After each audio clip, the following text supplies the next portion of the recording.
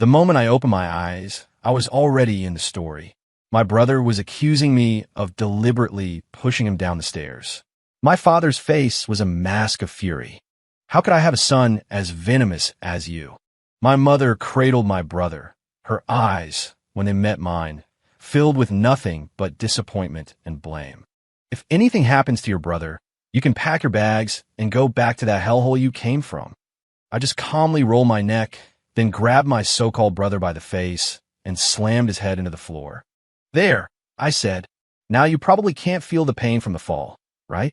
Before I was in the book, I was scrolling through some trashy novel on a reading app. It was one of those miserable switched-at-birth stories. The main character was a total doormat, constantly misunderstood, always framed, despised by the very parents who should have loved him. In the end, he gets his kidney forcibly donated and takes the fall for a crime he didn't commit. It was like he'd offended God himself. His life was just one long train wreck. I was so angry I could spit. So what if the guy didn't have a voice? Didn't he have hands and feet? It pissed me off. But of course, I'm a glutton for punishment. I actually finished the whole damn thing. I was so worked up I jumped out of bed and ran through a set of military-style calisthenics just to burn off the rage. As I finished, a wave of dizziness washed over me. My brain felt like it had been force-fed a data dump the size of a planet. I nearly collapsed. When my head cleared, I realized what had happened. I'd been sucked into the book. I had become the novel's pathetic main character. A robotic voice echoed in my mind. You had so much to say. You think you're so tough. Fine. You get to change his fate. I mentally knocked on the inside of my skull. Cool. So, can I kill his entire family? The voice returned. Negative. This novel is not a lawless land. All characters must adhere to the rule of law. Whatever I thought. A trashy soap opera with a legal system. Lame. I sifted through the new memories, the plot of the book, now my own history. The tragic life of the main character, Ethan Hayes, was so relentlessly bleak it could have been its own Dostoevsky novel. He was swapped at birth by the family driver, who wanted his own son to live a life of pampered luxury. So while the driver's son grew up as a privileged heir, Ethan was sold off to a family in the desolate backcountry of rural Montana. His days were spent herding sheep and mending fences. At night, he'd study by the light of the moon. If his adoptive parents caught him, they'd string him up and beat him. Somehow, he managed to finish high school. That's when the Hayes family discovered the switch and brought him back. He thought he was finally returning to a better life. He was wrong. It was just a different kind of misery. When the wealthy Hayeses saw the rough, weathered kid from Montana standing before them, their faces fell. Disappointment was written all over them. They showed him none of the warmth a family should. All their affection was reserved for their adoptive son, the one who carried himself with the polished grace of the elite. Their biological son meant nothing to them. This emboldened the fake heir, Caleb, to escalate his torment. Time and time again, he framed Ethan, slandering him with a sick sort of pleasure. And Mr. and Mrs. Hayes believed every lie Caleb told them. Ethan, desperate to escape his situation, pushed himself to be better, to be more accomplished, hoping his parents would finally see him. But they remained indifferent. Finally, Ethan lost all hope in the world. He tried to kill himself again and again. He was the king of losers. Couldn't even succeed at suicide after so many attempts. I cursed under my breath. What a coward. If you're going to go that far, at least take the bastard Caleb with you. A life for a life. Wipe out the whole family line. I got up out of the bathtub and tossed the razor blade in the trash. Just then, the door was thrown open. I stepped out of the bathroom and came face to face with a handsome, pale kid. I instantly recognized the venomous face from my new memories. Caleb Vance, the cuckoo in the nest. He sauntered over with an arrogant smirk. He shoved a crumpled $20 bill into my hand, as if bestowing a great charity. Hey, bro. Mom and Dad said it's the same deal as always for the exams. You write my name on your paper. This is your, service fee. The original Ethan, despite his lack of a formal, high-end education, was naturally brilliant. Since returning to the Hayes family, he'd studied relentlessly to gain his parents' attention, and his grades were excellent. Caleb, on the other hand, had been given every top-tier educational advantage, but had zero interest in academics. His grades were a joke compared to Ethan's.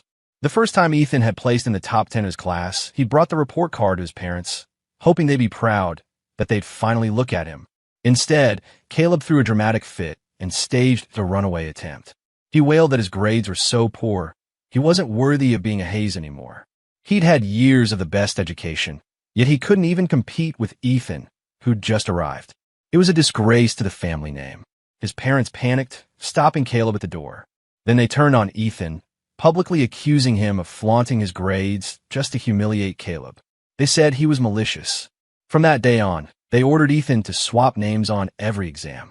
It was, they claimed, to protect the family's public image, to craft the perfect persona of a flawless high society family. The weak, spineless Ethan had no choice but to accept his reality and obey. I snapped back from the memory.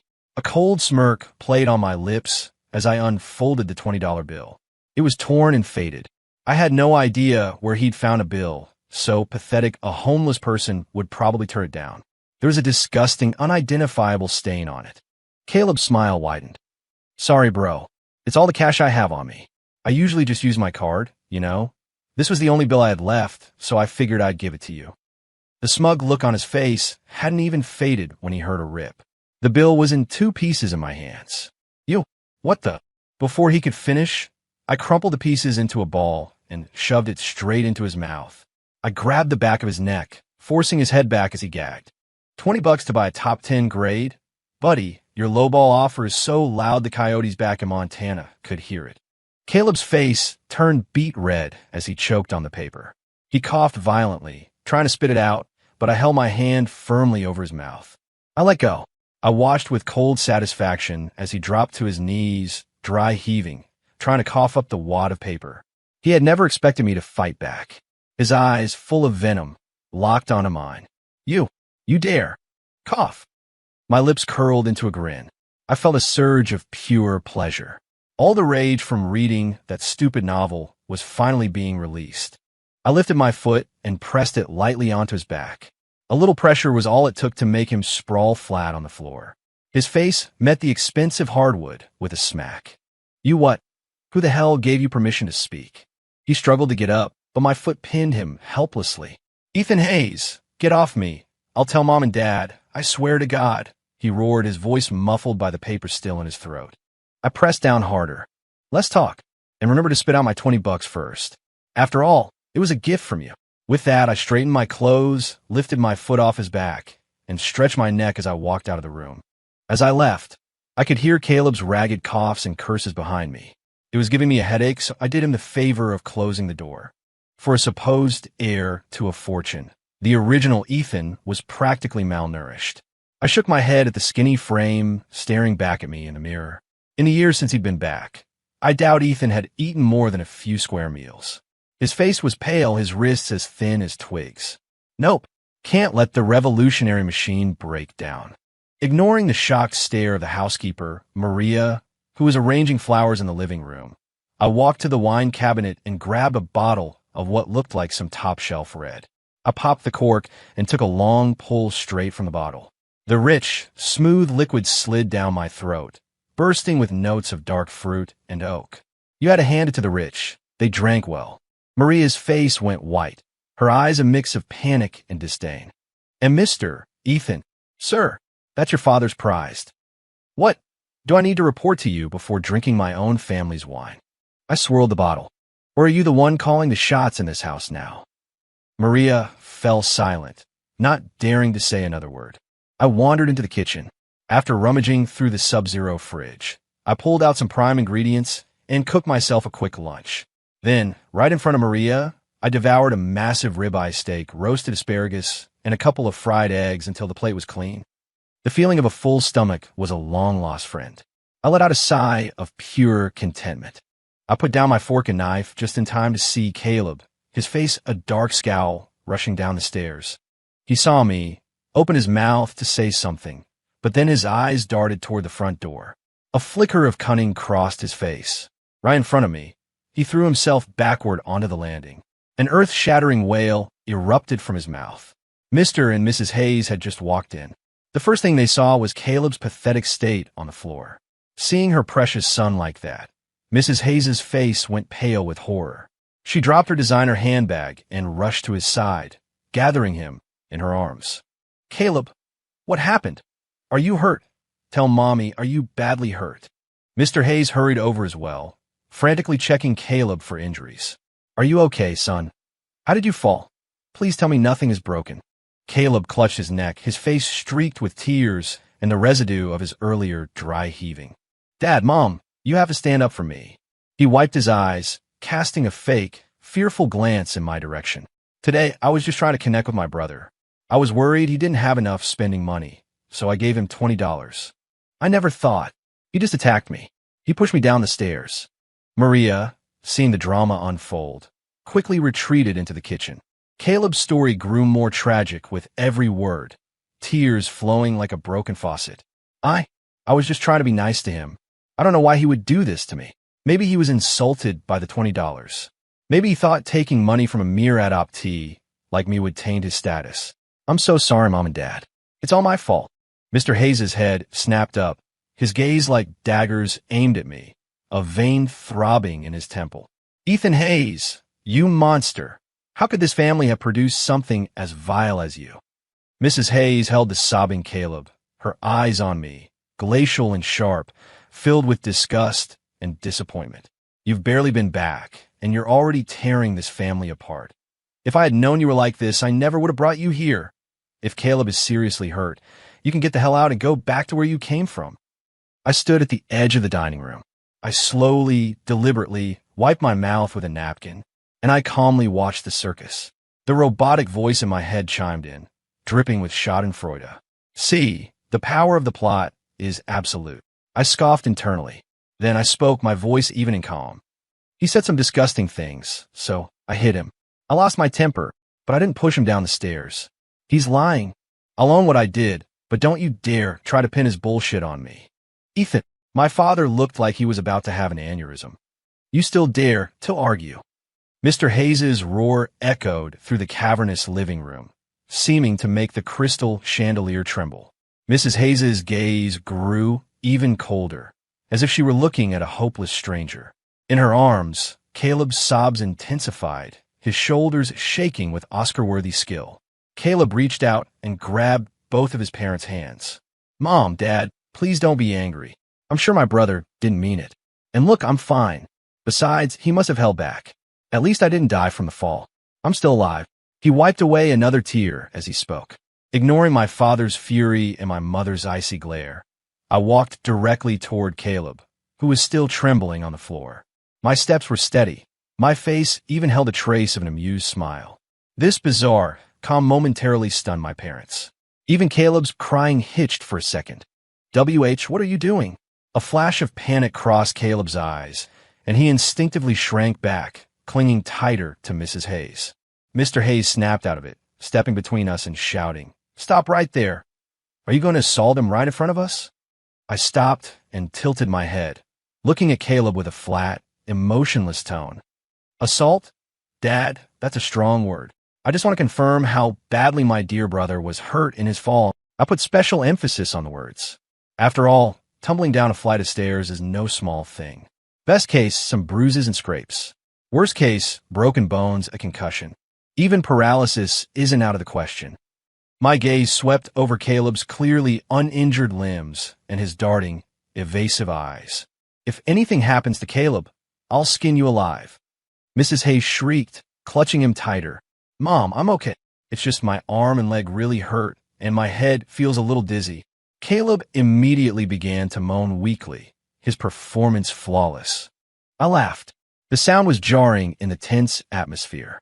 Dizzy, arms and legs hurt. We should definitely get that checked out. With a calm roll of my neck, I lunged forward.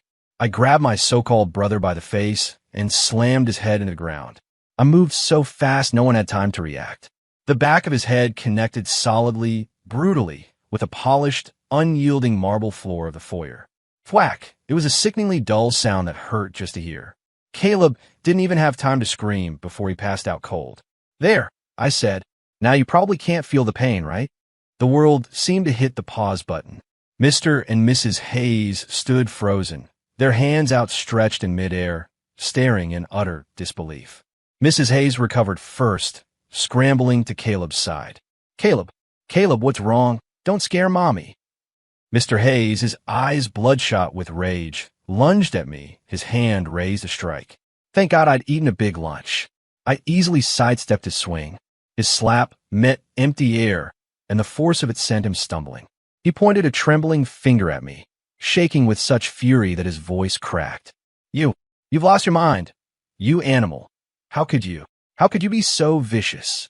Mrs. Hayes cradled the unconscious Caleb, her sobs tearing through the room. Call the police. Call 911. Have this murderer arrested. Between cries, she frantically checked Caleb for a pulse. A small smile touched my lips. Mom, Dad, if you don't get your precious adopted son to a hospital soon, he might not die, but he could end up with brain damage. My words snapped my father out of his rage. Seeing the small trickle of blood seeping from the back of Caleb's head in his completely limp state, Mr. Hayes's face went white as a sheet. He forgot all about punishing me, shouting frantically, Arthur, get the car ready now, we're going to the hospital. The driver, Arthur, rushed in and froze at the scene, terrified. He and my father clumsily lifted Caleb and hurried toward the door. Mrs. Hayes followed, wailing, stopping only to shoot me a look so full of venom it could have killed. Thanks to prompt medical attention, Caleb's life wasn't in danger. However, there was a small patch on the back of his head where hair might never grow again. For someone like Caleb, who was obsessed with his appearance and had always cultivated the image of a perfect, handsome young aristocrat, this tiny bald spot was a fate worse than death.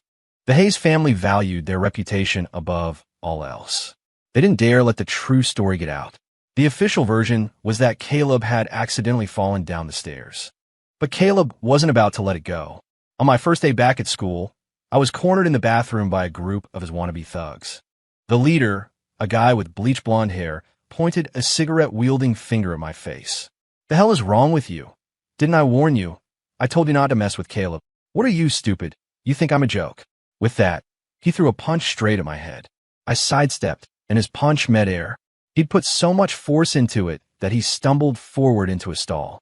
I grabbed his shoulder, spun him around, and kicked the back of his knee. Caught off guard, and with his knee buckling, he was pulled off balance. He fell with a thud, kneeling right in front of the toilet bowl. His head narrowly missed cracking against the porcelain. It was a pathetic sight. I grabbed him by the neck and shoved his face toward the water. You said I wasn't paying attention to you. Well, I'm all eyes now. Happy. The acrid smell of disinfectant, mixed with something far worse, filled his nostrils. He struggled wildly, his hands flailing. Gagging, terrified noises sputtered from his throat. His little cronies just stood there, dumbfounded. They had probably never imagined that the quiet, meek Ethan Hayes, their usual punching bag, could be this vicious. He was supposed to be the kid you could push around without any consequences. It was like he was a completely different person. Shit, let go of Spike, one of them finally yelled, rushing forward to grab me from behind. I didn't even turn around. I shot my heel back, a sharp, precise kick that connected squarely with his shin. The kid screamed, clutching his leg as he collapsed, whimpering in pain. That move froze the others. They exchanged nervous glances, none of them daring to make a move. I applied more pressure, and Spike's face was nearly submerged in the toilet water. He was scared out of his mind, his pleas for mercy muffled and garbled. MMPH. Let go. My bad. Ethan. Man, I'm sorry. I let go, and kicked him for good measure. Spike sprawled over the toilet, too scared to move. I reached into his pants pocket, pulled out his pack of cigarettes and a lighter, and lit one up for myself. I took a drag and gave his remaining goons the side eye. None of them made a peep. I blew out a smoke ring, which swirled lazily in the dim bathroom light. Damn, smoking parliaments in high school. What are you going to be smoking when you graduate? Cuban cigars. I weighed the pack in my hand and slipped it into my own pocket. I glanced at Spike, who was still dry heaving, and his terrified friends. I'm confiscating these. You're students. You should be studying, not smoking. I pointed at each of them with my cigarette. They all instinctively took a step back, avoiding my gaze. Get lost, I said, waving my hand like I was shooing away flies. They looked like they'd just been granted a presidential pardon.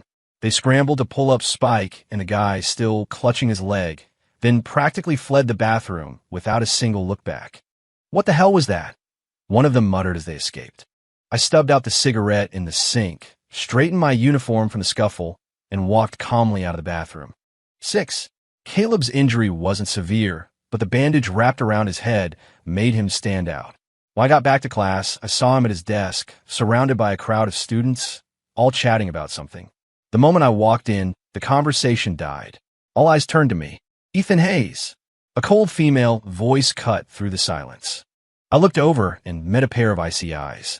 My body reacted with a phantom pang of pain, a leftover from the original Ethan. It was Sophia Lancaster, my fiancée, in name at least. The original Ethan was hopelessly in love with her, but Sophia only had eyes for Caleb. She believed every word Caleb said, without question. She had hurt the original Ethan as much as anyone. Right now, she stood beside Caleb's desk, her expression one of pure, undisguised loathing. "You thief! You still have a nerve to show your face here." Her voice wasn't loud, but it carried through the silent classroom. "Give back the $2,000 in class funds you stole." $2,000? I raised an eyebrow but didn't move. It seemed a little head trauma wasn't going to stop Caleb from his usual games. "What class funds?" I asked calmly. Still playing dumb? Sophia stepped forward, her beautiful eyes filled with contempt. "You were the last one to leave the classroom this afternoon." Caleb had just collected $2,000 in cash and put it in the teacher's desk drawer. "If you didn't take it, who did?" Caleb chose that moment to put on a pained, fragile expression, tugging on Sophia's sleeve. "Sophia, don't." Maybe my brother was just confused, or maybe he needed it for something urgent. His words were a masterclass in fake magnanimity, effectively cementing my guilt. The gazes of the other students turned sharp and judgmental. Whispers started to ripple through the room. Of course, the kid from the sticks has sticky fingers. He's always so gloomy. You could tell he was bad news. $2,000? That's enough to get the police involved, right? I let out a short, sharp laugh. My eyes swept over Caleb's faux noble face before landing on Sophia. "Caleb told you, right? So, I'm guessing you didn't even bother to check the security footage before you decided to brand me a thief?" Sophia's expression faltered for a second. "We don't need to check. Caleb never lies. Besides, this wouldn't be the first time you've been dishonest. I'm advising you to just hand over the money quietly. For the sake of being classmates, we can let this slide. If you don't, things are going to get ugly." As she finished, she reached out to search my pockets. I sneered, and in one swift move, I spun her around and pinned her against the desk. "Miss Lancaster, I know we have an engagement, but isn't this a little intimate for a public setting?" Sophia froze, her face flushing a deep crimson. She glared at me with disgust. "What are you talking about? I have zero interest in you. I'm looking for the class funds." "Is that so?" I glanced down at my thin, summer uniform. "I think you're deliberately ignoring the security cameras because you wanted an excuse to get close to me." Pinned against the desk and hearing my words, Sophia began to tremble with rage. Her cheeks were so red it looked like they might burst. A wave of shocked gasps and whispers went through the classroom. "Ethan Hayes, let me go. We want to get close to you. Stop flattering yourself." She struggled, but the awkward angle left her powerless. 7. "All right, brother," Caleb said, clutching his head and speaking in a weak voice. "I saw you take the money with my own eyes. Just give it back, and we can pretend this never happened. There's really no need to get the security footage involved." His words grated on me, making everything about him seem 10 times more punchable. I lifted my foot and kicked him clean off his chair. There, much better. Caleb clearly hadn't expected me to attack him in front of everyone. A mixture of shock and rage filled his eyes, and they instantly welled up with tears. The classroom went dead silent. Everyone stared, mouths agape, in total disbelief. Sophia stopped struggling, her jaw hanging open in astonishment. "Ethan, are you insane?" she finally shrieked. "You not only steal, but now you're assaulting people." I released her and calmly stood up, brushing non-existent dust from my uniform. "Assaulting him? I'm teaching him a lesson." I looked down at Caleb, who was on the floor, clutching his stomach and grimacing. My eyes were ice. There are consequences for framing people without evidence. "Evidence? I am the evidence." Caleb gasped, his face pale, but his eyes burning with even more hatred. I saw myself. "You saw what?" I took a step closer, looming over him. Did you see me open the drawer? Or did you see me take the money out of it? What time was it? What was I wearing? Did I use my left hand or my right? I fired off the questions, my voice fast and clear. Caleb was stunned into silence. His eyes darted around. He obviously hadn't thought through the details of his lie. I just came back to get something, and I saw you acting all shady by the desk. Then the drawer was open, and the money was gone. Who else could it have been? Oh, you came back to get something? I seized on the detail. What did you come back for? When was this? Did anyone else see you? Caleb was speechless, beads of sweat forming on his forehead. Seeing him falter, Sophia immediately jumped to his defense, glaring at me. Ethan, stop trying to change the subject. Do you really think Caleb would lie when he's already been hurt so badly? It was you. Sophia, I said, my voice quiet but carrying an undeniable weight. If your brain is just a fashion accessory, I'd be happy to help you relocate it. Right now, you have two choices. Either you go check the security footage and see for yourself who's lying, or I will personally escort you both to see it. My gaze shifted from Sophia to Caleb, then settled on the security camera in the corner of the room. And a friendly reminder, slander and defamation are illegal. $2,000 is enough to file a police report. Sophia trembled with rage at my blunt words, but when I mentioned illegal, a flicker of doubt finally crossed her face. Caleb looked even worse. He struggled to his feet, his tone suddenly softening into a tearful plea. Brother, maybe I was mistaken. My head was spinning and maybe I remembered it wrong. As soon as he said that, the expressions of the students around us shifted. The ones who had been so righteous a moment ago now looked at him with suspicion. Mistaken. I sneered. The $2,000 is still missing. Your mistake doesn't solve that. We're checking the footage. My stance was firm, non-negotiable. Sophia looked at Caleb's guilty expression, then at my confident one, and finally gritted her teeth. Fine, let's check. I refuse to believe it was anyone else. She stormed out of the classroom, clearly on her way to find the dean or head straight to the security office. Caleb tried to stop her, but was too late.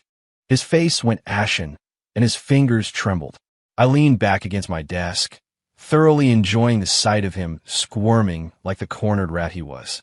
It didn't take long. Our homeroom teacher, Mr. Davison, returned with Sophia, his face grim.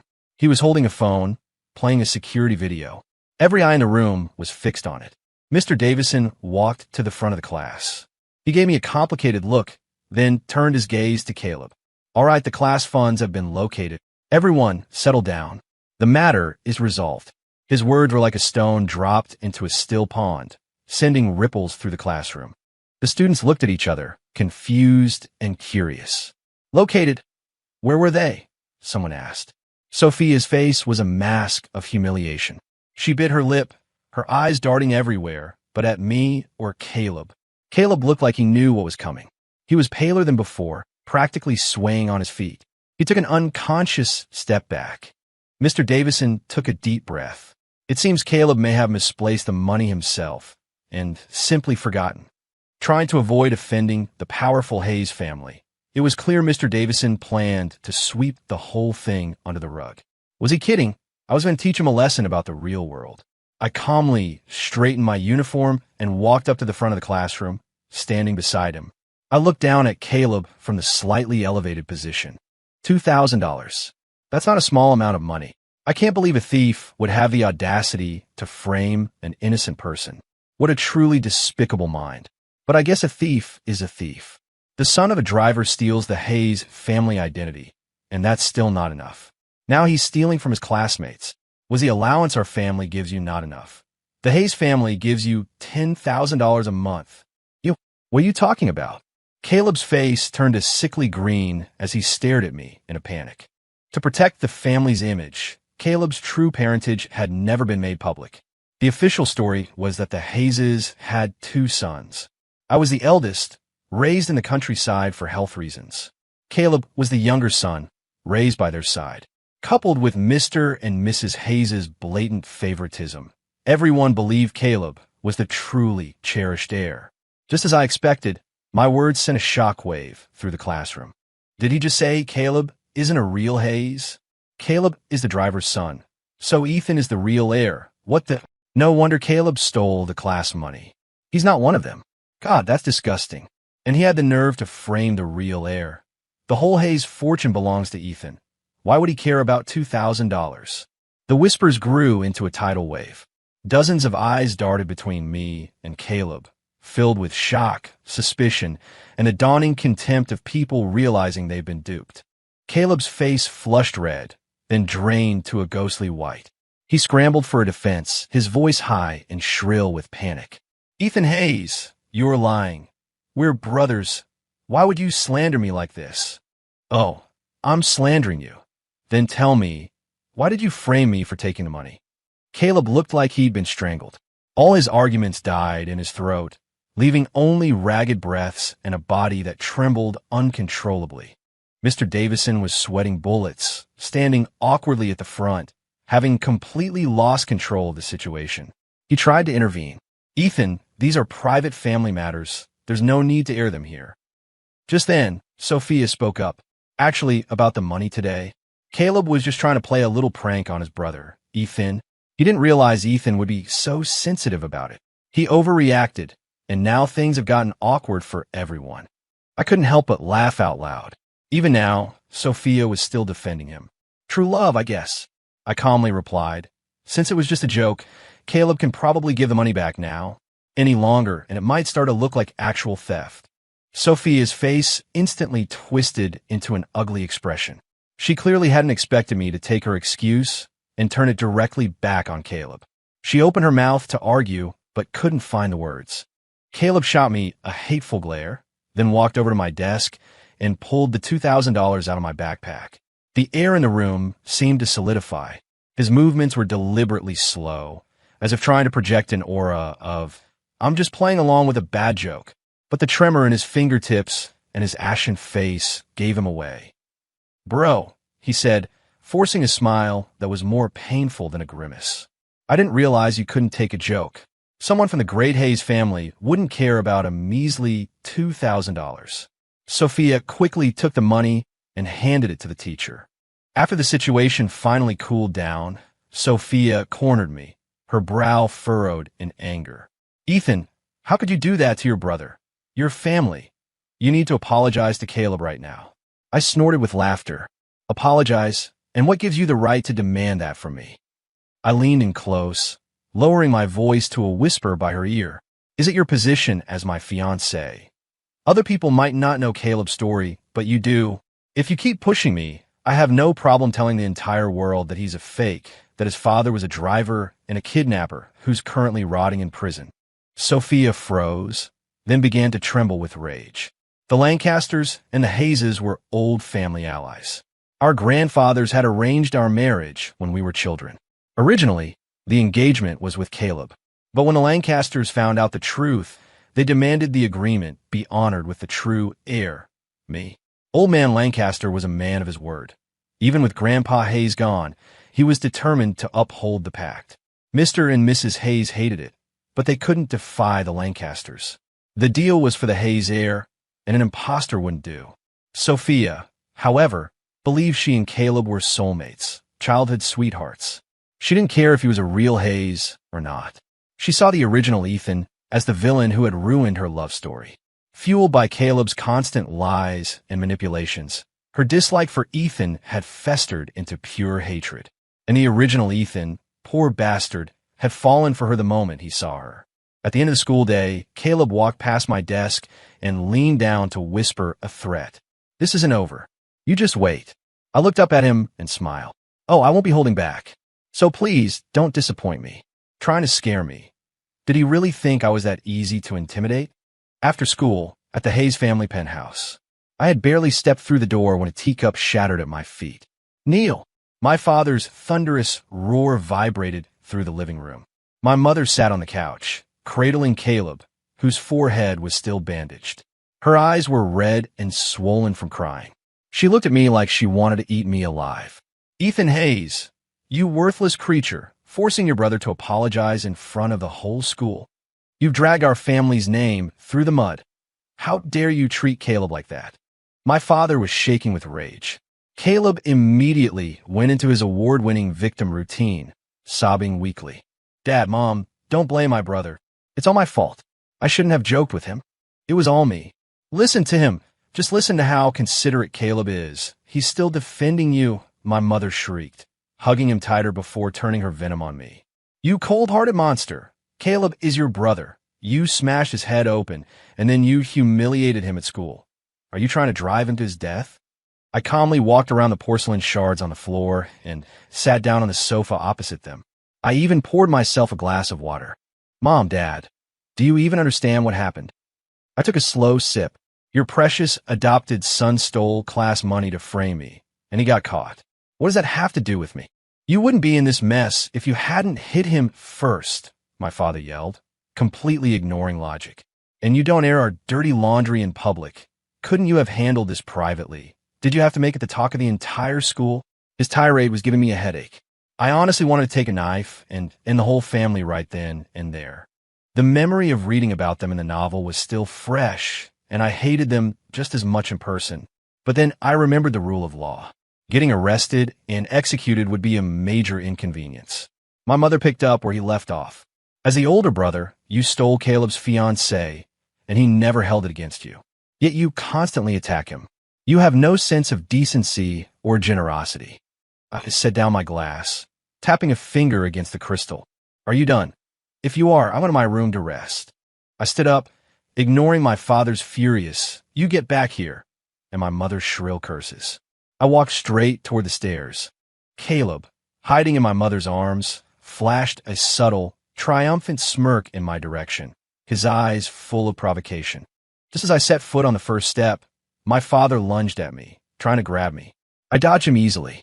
He pointed at me, trembling with rage. "You defiant brat.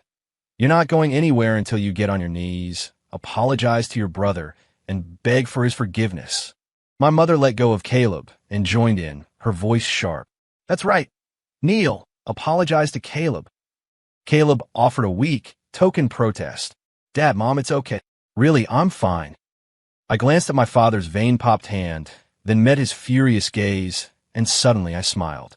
"Dad, I wouldn't mind sharing the story of Caleb's little theft with the world, and the fact that he's adopted. Imagine it. Caleb, the perfect, accomplished young heir, becomes a laughingstock. So, are you sure you want to keep talking to me like that?" My voice wasn't loud, but it cut through the suddenly silent room. My father's face turned an ugly shade of purple. Keeping up appearances was everything to them. Are you threatening us?" he hissed, his voice low with disbelief and rage. "You can see it that way. If you insist on twisting the facts, I don't mind playing along." Ignoring their stunned, horrified expressions, I turned and went upstairs. The moment I closed my bedroom door, the world was finally quiet. The next few days were peaceful. My parents left me alone, and Caleb was noticeably subdued, even going out of his way to avoid me in the hallways. Then came the midterm exams. Thanks to the original Ethan's brain, they were a breeze. Afterward, I was confident I'd be in the top 3. But when the results were posted, I couldn't find my name in the top 10. Third place. Caleb Hayes confused. I scanned the list again from top to bottom. Finally, I found my name way down the list. 489th place. Wow, Caleb is a genius. He got 3rd place. He's the perfect heir. He's got the looks, the brains, and I hear he's a talented artist too. Compared to him, his older brother Ethan is such a loser. Bad grades and a terrible personality. They were both raised by the Hayes family. How did one turn out so great and the other so pathetic? Caleb stood nearby, soaking in the compliments from his circle of classmates. He wore a humble smile, but his eyes kept flicking toward me, full of defiance. He even mouthed a silent message. "See, it doesn't matter if you cooperate. I get what I want, one way or another." I smiled and walked toward him. "Hey, little brother, congrats on 3rd place. That's amazing." My voice wasn't loud, but it cut through the fawning and silenced the crowd. Caleb's smile widened. "Thanks, bro. Too bad you didn't do so well again. But don't worry, you'll get it next time." My own smile deepened. I clapped him on the shoulder, a little harder than necessary. "Yeah, next time. But hey, there were a few questions I was hoping you could help me with. Could you walk me through them?" Caleb's smile turned condescending. a look of smug superiority. Of course, bro. Anything for you. We can go over them at home tonight. He looked so pleased with himself, his eyes practically screaming. Is that all you've got? You can't touch me. Why wait until tonight? I said, grabbing his arm as he tried to turn away. Let's do it now. Everyone's here. It'll be a great chance for us all to learn from the third-place genius. The other students, intrigued, chimed in. Yeah, Caleb, show us. Lesson on your secrets. Caleb's expression faltered, but with everyone watching, he had to play along. Sure. Which problem? I pulled the exam paper from my bag and opened it to the final, extra credit math problem. It was notoriously difficult. Only a handful of students in the entire school had solved it. Oh, that one. I mean, I solved it, but it's pretty complicated to explain. I can write up a proper solution for you all later, right? But could you just give me the basic approach? I like to try solving it myself now. Caleb's smile froze on his face. He had no clue how to solve it. He hadn't even attempted it. Well, this one is complex. It involved a lot of different concepts that you need to build up to. He stammered, his eyes darting around as he tried to stall. Beads of sweat began to form on his forehead. He opened his mouth, but no sound came out. The curious looks from the other students slowly morphed into suspicion. You have no idea how to do this, do you? I said with a smile, my voice just loud enough for those nearby to hear. The hallway went quiet. All eyes were on Caleb. Because if you can't solve it, then I'm starting to have some serious doubts about how you got third place. Caleb's voice was tight with panic. It's the final question. It's supposed to be hard. I just need a minute to remember my process. He even managed a weak smile for the crowd. Then he leaned in close to me, his voice a venomous whisper. Ethan Hayes, you think this will embarrass me? You're wrong. Your grades will always be my grades. I will always be the perfect Hayes heir, and you will always be the trash that crawled here from the countryside. A loser forever. I watched his desperate attempt to maintain his composure, then raise my voice so everyone could hear. What's wrong, little brother? Is your voice shaking because you're not feeling well, or is it because you have absolutely no idea where to even begin with this problem? Sorry, bro. I'm actually not feeling great today. I'll explain it to you tomorrow, once I'm better. With that, he ignored the murmurs of the crowd and tried to push his way out. Well, this is no fun. I pulled my phone from my pocket, where it had been recording. I hit the stop button. Then I turned the screen toward the crowd and cranked the volume to max. Caleb's whispered, hate-filled words filled the hallway, crystal clear. Your grades will always be my grades. I will always be the perfect Hayes heir, and you will always be the trash that crawled here from the countryside. A loser forever. Caleb froze in horror. He lunged for the phone, but I kicked his legs out from under him, sending him sprawling to the floor.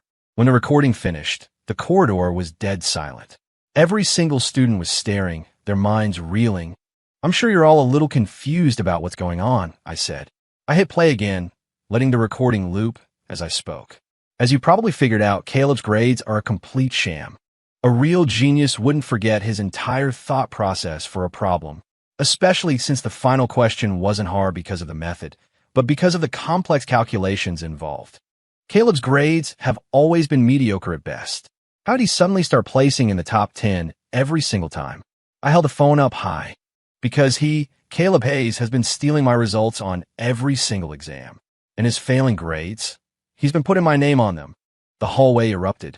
Everyone's gaze fixed on Caleb like a spotlight.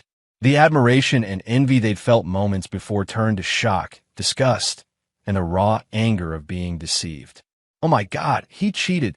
Caleb has been stealing Ethan's scores this whole time. That's disgusting. No wonder he lied about the class money. He acted so perfect. He's a complete fraud. Caleb sat on the floor, his face as white as a sheet. Sweat poured down his temples. The mask of polished elegance had been shattered. He started screaming, trying to deny everything. No, he faked it. He's framing me. I earned my grades myself. Ethan, you're a pathetic liar for framing me like this. Don't believe him, everyone. He's a delinquent at home, a compulsive liar. His denials were hysterical and unconvincing.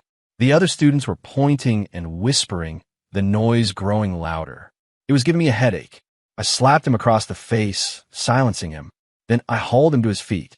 Sorry, little brother. Since you won't admit it, I guess we'll just have to take a little trip to the principal's office. I'm going to make sure that on Monday, You are publicly disgraced in front of the entire school. No, I'm not going. You're framing me. I'm calling Mom and Dad. They'll set this straight. He struggled wildly, pulling out his phone with a crazed look in his eyes. I let him go, then kicked him squarely in the stomach. Quiet. You're embarrassing the family. You fall apart at the first sign of trouble. You're useless. And don't bother calling them. I just send them a text. You'll see them soon enough. Caleb curled into a ball on the floor, clutching his stomach. All the color had drained from his face. He stared at me with a mixture of terror and pure, undiluted hatred. But he didn't dare scream again. The principal was a formidable man in his prime, known for his integrity, handpicked for the job by the State Board of Education. In his office, the atmosphere was heavy. After I presented all my evidence, he called in a teacher to cross-reference every exam paper under my name and Caleb's. His frown deepened with every page. The proof was undeniable. He immediately ordered the dean's office to issue a formal correction and statement clearing my name and to begin disciplinary action against the teachers involved. Caleb stood to the side, gritting his teeth. No one can touch me until my parents get here, he seethed. They'll stand up for me. They'll make you pay for this. That's enough. The principal slammed his hand on the desk, his voice sharp. Do you think we're all blind? Or do you believe the Hayes family name is so powerful it can bend the rules of my school? Just then, the office door burst open. Mrs. Hayes rushed in, out of breath. Caleb grabbed her hand like a drowning man clutching a life raft. Mom! Before he could finish, she shoved his hand away and ran to me, grabbing my arm. Quickly, you have to come with me.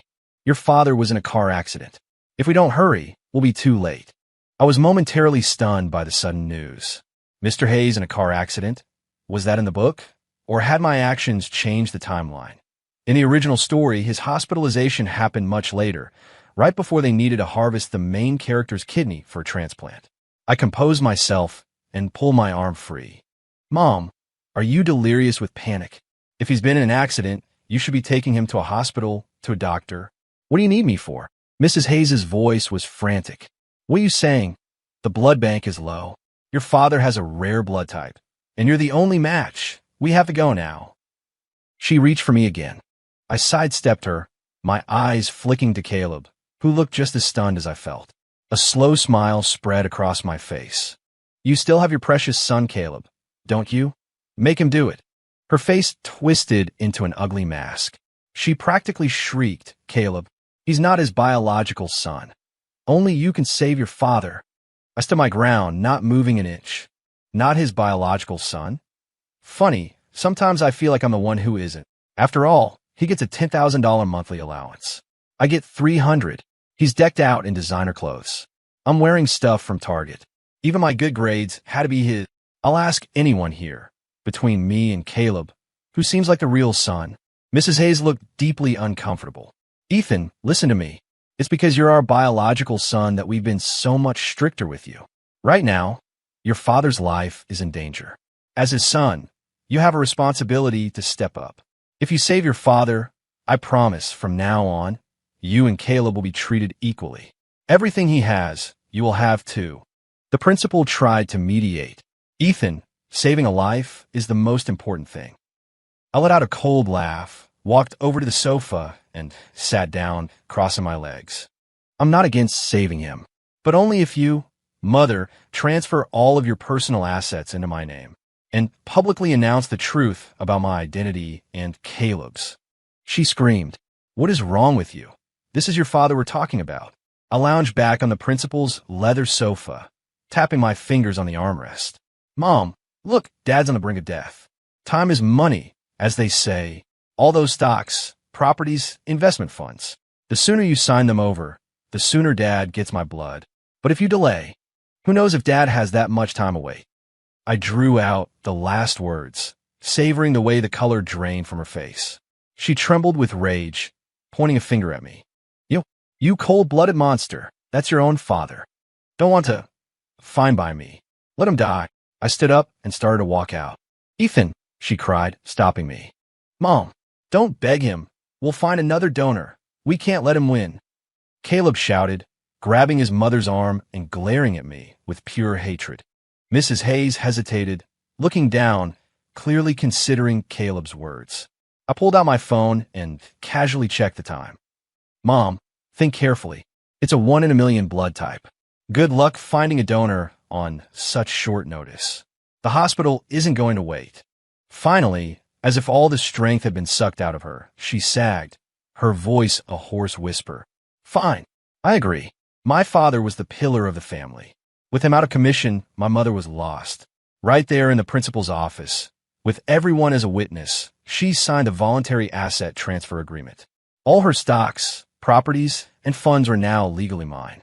She also wrote a formal statement for the press, revealing Caleb's true parentage to the world.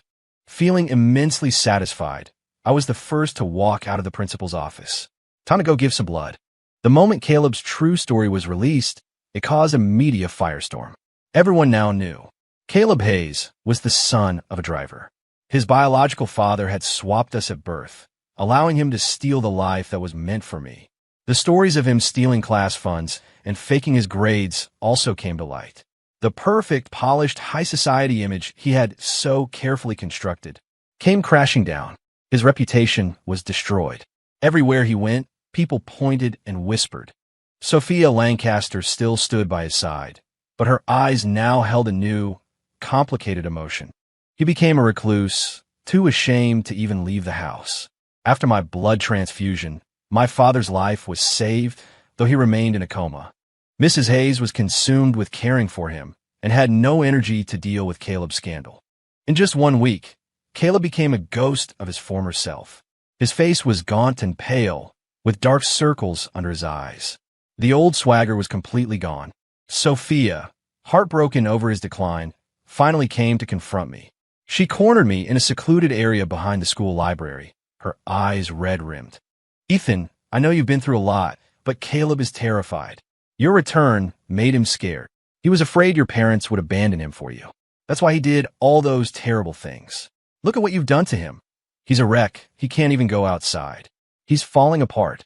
I want you to publicly forgive him. If you do, I'll marry you as soon as I'm of age. If you don't, slap. Before she could finish her threat, my hand cracked across her face. The force of the blow snapped her head to the side, a bright red handprint blooming on her pale cheek. All you do is talk and talk. It's annoying. Who the hell do you think you are, trying to threaten me? She clutched her cheek, her eyes wide with disbelief.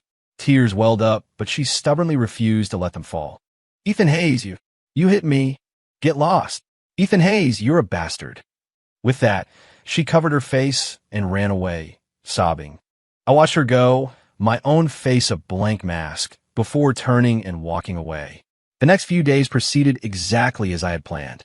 On the day I finished liquidating all my newly acquired assets, I got a call from the hospital. Mr. Hayes was awake. When he learned what had happened, he flew into a rage. He summoned me to his bedside and demanded that I kneel and apologize to Caleb. He also insisted that I make a public statement forgiving him. Caleb sat by the bed, looking like a wronged damsel, his eyes red as he glared at me. He looked like he wanted to tear me apart with his bare hands. I smiled and gently tucked my father's blanket in. Dad, you have the energy to meddle in this, but you'd be better off focusing on your recovery. After all, you need to get better so you can get a job when you're discharged. You wouldn't want to be a burden on Mom, would you? My father stared at me, confused. What are you talking about? Oh, you don't know? I said cheerfully. It's nothing really. Mom just transferred all of her personal assets to me. My father's breathing became ragged. The numbers on his heart monitor started to jump. His eyes widened, fixed on me. His lips trembled as he tried to speak, but shock and weakness stole his voice. What? What did you say? He finally managed to croak, his chest heaving violently. My mother rushed to his side, patting his back in alarm. Richard, what's wrong? I didn't have that much anyway. What does it matter if I gave it all to Ethan? You fool! You foolish woman! You've ruined us. You've destroyed the company. My father was shaking, seized by a violent coughing fit. I watched the two of them argue, with Caleb standing by helplessly, and nodded in satisfaction. According to the novel, Hayes Enterprises was already on the verge of collapse. My father had been secretly transferring all the company's valuable assets to shell corporations registered under my mother's name. Even she didn't know the full extent of it. The public-facing Hayes Enterprises was a hollowed-out shell, ready to implode at any moment. In the original plot, after the main character donated his kidney, my father pretended to finally accept him. He then handed over control of the failing Hayes Enterprises to him. The main character became the scapegoat, hounded by creditors until he took his own life. Meanwhile, the three of them, Mr. Hayes, Mrs. Hayes, and Caleb, would have escaped with a real fortune, living happily ever after. Sophia would have gotten her wish and married Caleb. A true fairy tale ending. And no one would have cared about the dead main character. If I hadn't read the book, I would have walked right into the same trap. I smiled. Dad, how could the company be destroyed? I'm a very capable person. You should feel secure leaving it in my hands. My words nearly sent him into cardiac arrest. The monitor let out a high-pitched, piercing alarm. Nurses and doctors rushed into the room to stabilize him. My mother, pale with terror, cried out, "Richard! Richard, hang on!" Caleb just stood there, staring at me with a look of venom and a new, creeping fear. After a few minutes of frantic work, my father's condition stabilized. But the doctor gave a stern warning. He needed absolute rest, with no more emotional distress. I stood outside the hospital room, watching the chaos through the glass, and felt nothing. Just then, my phone vibrated. It was my lawyer. His voice was cautious, but tinged with excitement. Everything was done. After I left the hospital that day, I filed the paperwork to withdraw from school. I packed a bag and left the city without a word to anyone. All the assets my mother had transferred to me were sold off. Even the Park Avenue penthouse they lived in no longer belonged to them. The ticking time bomb at the heart of Hayes Enterprises was detonated ahead of schedule. The three of them were left with nothing, virtually overnight. They couldn't even afford the hospital bills. In a final act of pity, the Lancaster family stepped in, paying for my father's discharge out of respect for their old friendship. Mr. and Mrs. Hayes tried to get back on their feet. They went to see Old Man Lancaster for a loan. He had them thrown out, tossing a check for $10,000 at them as a final severance. He also sent Sophia to a boarding school in Switzerland, permanently severing her ties to Caleb. The Hayes family ended up in a tiny, cramped apartment, less than 500 square feet. My mother, who had never done a day of manual labor in her life, was forced to become a housewife, enduring my father's daily drunken rages. Caleb was expelled from school. With a permanent mark on his record for academic fraud, no other school would accept him. He was forced into the workforce early, struggling alongside my father to find menial jobs. But none of that had anything to do with me anymore. I wasn't Ethan Hayes now. I was myself again, and I was going to live the life I wanted. A life of total freedom. One day, I was on a yacht off the coast of Miami, partying with a group of beautiful models. Just as things were getting interesting, the long-forgotten mechanical voice echoed in my head. Damn, you actually pulled it off. You're really living the high life. Fine, I'm sending you back to your original world. Let the real Ethan Hayes enjoy this for a change. Panic surged through me. Wait, no, just a little longer. I literally just took my pants off. But before I could finish, the world started to spin.